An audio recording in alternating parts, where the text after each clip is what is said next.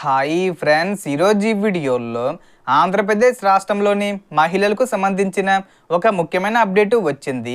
ఆడబిడ్డ నిధి పథకానికి సంబంధించిన అప్లికేషన్స్ అనేవి ఎప్పుడు తీసుకుంటారు, ఒకేసారి విడుదల చేస్తారా, నెల నెల విడుదల చేస్తారా? సో దానికి సంబంధించిన పూర్తి ఇన్ఫర్మేషన్ ఈ వీడియోలో తెలుసుకుందాం. అండ్ వీడియో మీకు నచ్చితే లైక్ చేసి షేర్ చేసి సబ్స్క్రైబ్ చేసుకోండి ఫ్రెండ్స్. సో ఏమాత్రం లేట్ చేయకుండా వీడియోలోకి వెళ్ళిపోద్దాం. సో ఎన్నికల సమయంలో సీఎం చంద్రబాబు నాయుడు గారు మహిళలకు ప్రతి నెల 1500 రూపాయల ఆర్థిక సహాయం అందిస్తామని హామీ ఇచ్చిన విషయం తెలిసిందే. ప్రస్తుతం ప్రచారంలో ఉన్న సమాచారం ప్రకారం నెలవారీ చెల్లింపులకు బదులుగా ఒకేసారి 18,000 రూపాయలు ఇవ్వచ్చని, అంటే మనకు చంద్రబాబు నాయుడు గారు అధికారంలోకి వచ్చి దాదాపు 2.5 సంవత్సరాలు అవుతుంది. ఇప్పటి వరకు ఈ పథకాన్ని ప్రారంభించలేదు. సో అందుకని నెల నెల కాకుండా ఒకేసారి 18,000 రూపాయలు అనేది విడుదల చేసే అవకాశం ఉంది. అలాగే ఆగస్టు 15వ తేదీ వచ్చేలోపు విడుదల చేసే అవకాశం ఉందని చెబుతున్నారు. అయితే ఈ విషయంపై ప్రభుత్వం నుంచి అధికారిక ప్రకటన వచ్చిన తర్వాతే తుది స్పష్టత లభిస్తుంది. ఆగస్టు నెలలో మనకు స్పష్టత వచ్చే అవకాశం ఉంది. ఇదే సమయంలో ఈ పథకానికి సంబంధించి అర్హతలు, దరఖాస్తుల ప్రక్రియ గురించి కూడా పలు వివరాలు ప్రచారంలో ఉన్నాయి.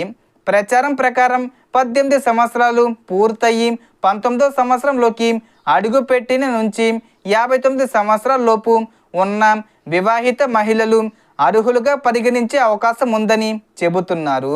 అలాగే 6 స్టెప్ వెరిఫికేషన్లో అర్హత తప్పనిసరిగా ఉండాలి. కుటుంబంలో 4 చక్రాల వాహనం ఉండకూడదు. ఆదాయ పన్ను చెల్లించేవారు కాకూడదు. ప్రభుత్వ ఉద్యోగులు కుటుంబాలకు సంబంధించిన కొన్ని నిబంధనలు వర్తించే అవకాశం ఉంది. అలాగే ప్రభుత్వ పెన్షన్ పొందుతున్న కొన్ని వర్గాలు కూడా అర్హతకు వెలుపల ఉండవచ్చని ప్రచారం జరుగుతుంది. వ్యవసాయ భూమి, ఆస్తుల పరిమితులు కూడా పరిశీలించే అవకాశం ఉందని సమాచారం. అదేవిధంగా ఆధార్ కార్డు, రేషన్ కార్డుతో లింక్ అయి ఉండాలి. బ్యాంక్ ఖాతాకు ఆధారు మరియు ఎన్పిసిఐ సీడింగు పూర్తి చేసి ఉండాలి. ఈకేవీసీ పూర్తి ఉండాలి. హౌస్ హోల్డింగ్ మ్యాపింగ్ కూడా పూర్తిగా ఉండాలి. ఇవన్నీ పూర్తిగా ఉంటే మాత్రమే దరఖాస్తు పరిశీలన జరిగే అవకాశం ఉంది.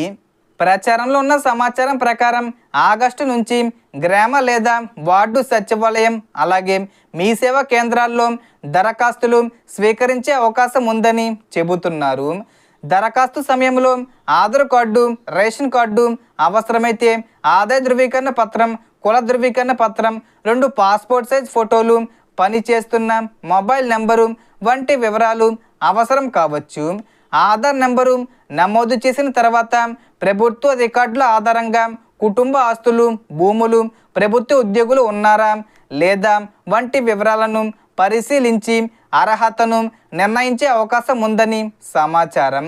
అలాగే ఈ పథకం వివాహిత మహిళల కోసం మాత్రమే అమలు చేసే అవకాశం ఉందనే ప్రచారం కూడా జరుగుతుంది. సో దీనికి సంబంధించి ఏ చిన్న ఇన్ఫర్మేషన్ వచ్చినా నేను వీడియో చేసి పోస్ట్ చేస్తాను. ఆ యొక్క అప్డేట్స్ మీరు మిస్ కాకుండా ఉండాలంటే వెంటనే మన ఛానల్ని సబ్స్క్రైబ్ చేసుకోండి. సో మొత్తం ఇన్ఫర్మేషన్ ఇది ఫ్రెండ్స్. మీకు ఈ వీడియో నచ్చితే లైక్ చేయండి, షేర్ చేయండి అండ్ సబ్స్క్రైబ్ చేసుకోండి. Thanks for watching.